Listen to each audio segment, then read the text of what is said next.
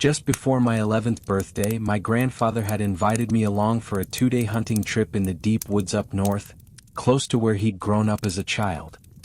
He'd been going there his whole life and said it was good ground for deer, and that the air always carried the scent of old pines and wet moss.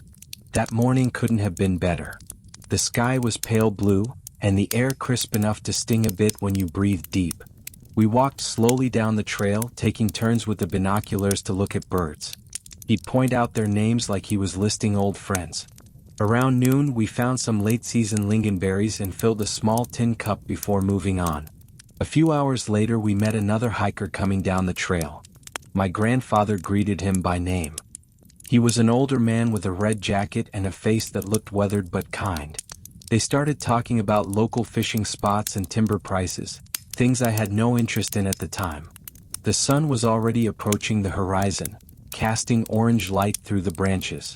I remember thinking it'd be nice to find a place to camp before dark. So, being young and impatient, I told them I'd go ahead a little to look for a spot. My grandfather just nodded and said not to go too far. The forest was quiet, apart from the wind and the occasional distant bird call. I spotted a small clearing just off the trail and pushed my way through a wall of pine branches. That's when I saw it. A tall, thin shape standing among the trees. At first I thought it was a dead spruce, its bark stripped away and rust-colored. But as I walked closer I realized it was made of metal. The rusted pole was crowned by a traffic light. Its lenses were cracked, and the signal housing was coated in a thin layer of moss. Yet there was a light inside, a faint green glow, flickering every few seconds like a weak heartbeat. I stood there staring, trying to make sense of it. There were no roads anywhere near this part of the forest, no wires, no sign of anything man-made except the traffic light itself. I remember thinking my grandfather would get a kick out of it. I jogged back to where he was still talking with the other man and told them I'd found something cool a bit further up the trail. He humored me as he always did, and they both followed me back to the clearing. When we reached the spot, the traffic light was still there. I pointed at it, excited. "Do you think there used to be a road here?" I asked. "Maybe an old neighborhood or something?" He didn't answer. I looked back at him.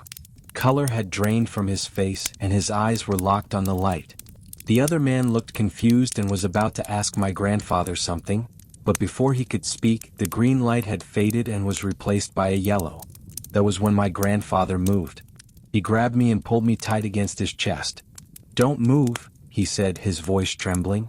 Then he called out to the other man, "Stand still. Don't move a muscle." The forest went silent. No birds, no wind. I could feel my grandfather's heartbeat quickening. "What's going on?" the man asked, his voice edged with a tone of confusion. I heard him take a step. Maybe two. Then came the scream. It started sharp and turned into something animal, long, broken, echoing through the trees until it suddenly cut off. I felt my grandfather flinch slightly, but he didn't loosen his grip. We stood there for what felt like forever, frozen in place. The air smelled of metal, and a low humming seemed to come from all directions at once. My hair lifted slightly as if an electric charge was building overhead. Somewhere far off, a bird called, breaking the silence. My grandfather suddenly let go of me.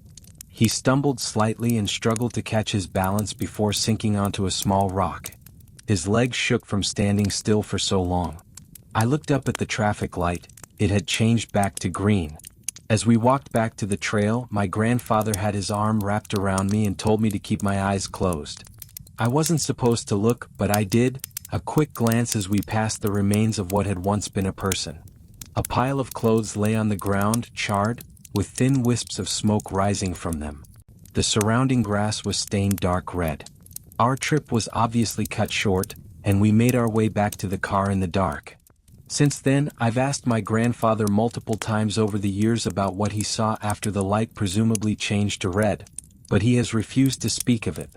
As far as I know, the man we met on the trail that day is still listed as missing by the police. I think my grandfather knows more than he lets on about what we found. I've thought about going back there for years to see if it's still there, but I haven't dared. Not yet.